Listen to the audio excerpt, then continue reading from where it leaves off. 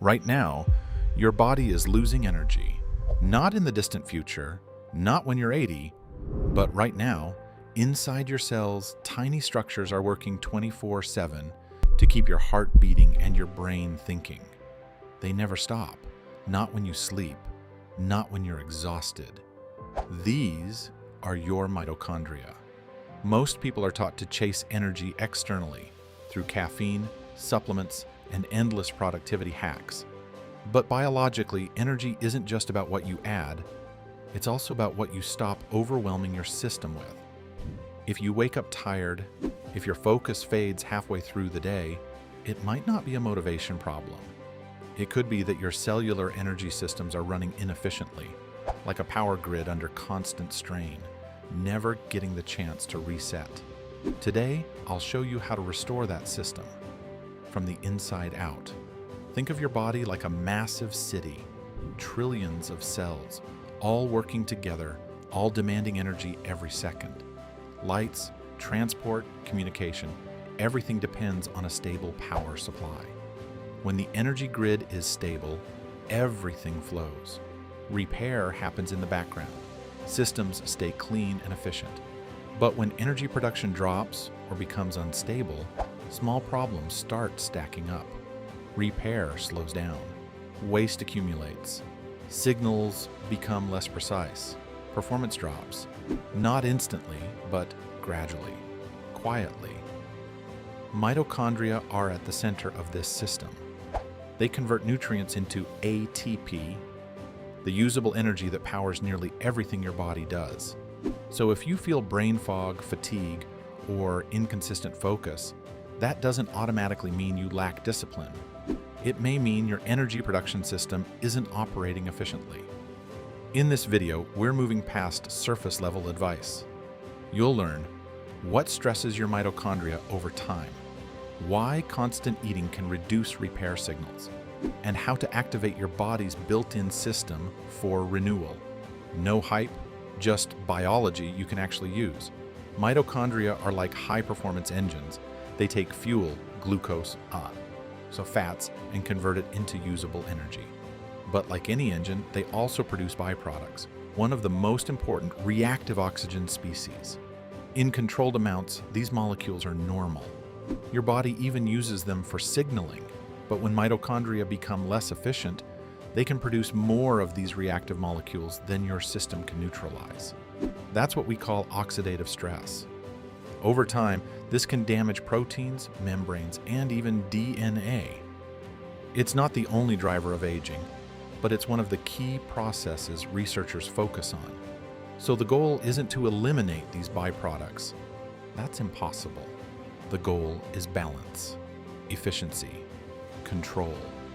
So what pushes the system out of balance? One major factor is how we fuel it. Imagine a typical morning. You eat something high in refined carbohydrates. Your blood sugar rises quickly. Your body responds by releasing insulin. Fuel floods into your cells. If your metabolism is flexible, this isn't a problem. But for many people, this rapid surge creates pressure on the system. Mitochondria have to process large amounts of fuel quickly. That increased workload can lead to more byproducts, especially when the system isn't running optimally. Then, a few hours later, blood sugar drops. Energy availability shifts again, and your body transitions into a lower energy state. That afternoon crash? It's not just in your head, it's your system reacting to unstable input. Now, here's the part most people never hear. Your cells don't just produce energy, they actively maintain and upgrade themselves. This process is called mitophagy. It identifies damaged or inefficient mitochondria, breaks them down, and recycles their components. Old engines out, new engines in. This process becomes more active when your body senses lower energy availability. During fasting, exercise, or metabolic stress. But when your body is constantly processing food, those signals may be reduced. Not eliminated, but reduced. And over time, that can affect how efficiently your system renews itself. To support this renewal process, your body relies on something called metabolic flexibility, the ability to switch between fuel sources. When you go longer between meals, your body gradually shifts from relying mostly on glucose to using stored energy, including fat-derived ketones. In some conditions, this shift can lead to more stable energy output and fewer reactive byproducts. This doesn't happen instantly, and it doesn't require extreme fasting. But giving your body time between meals can help activate these pathways. If you want more efficient mitochondria, you don't just protect them, you challenge them. This is called hormesis, short, controlled stress, like exercise, cold exposure, or heat, signals your body to adapt. One key regulator in this process is PGC1 alpha. It helps trigger the creation of new mitochondria.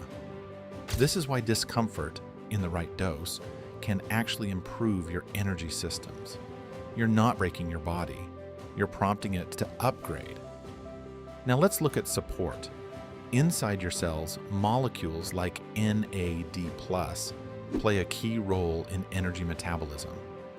They help transfer electrons during energy production. As we age or experience chronic stress, these systems can become less efficient. But before focusing on supplements, the foundation matters more. Sleep quality, recovery, nutrient balance, these are what keep the system running. So how do you apply this? Step 1, create consistent breaks between meals, often around 12 to 16 hours, depending on your situation. Step 2, use controlled stress, like exercise or brief cold exposure. Step 3, pay attention to feedback.